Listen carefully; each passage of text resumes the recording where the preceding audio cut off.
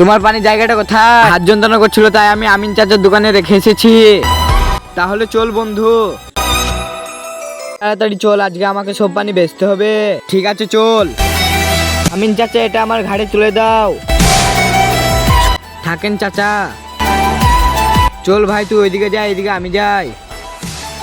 পানি লাও, ঠান্ডা ঠান্ডা পানি।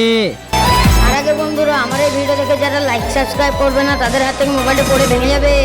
যদি তোমার মা বাবাকে ভালোবাসে থাকো তাই লাইক সাবস্ক্রাইব করে যাবে। ভাই কেউ পানি নেবে? ভাই আমাদেরকে 2টো বোতল দাও। নাও ভাই।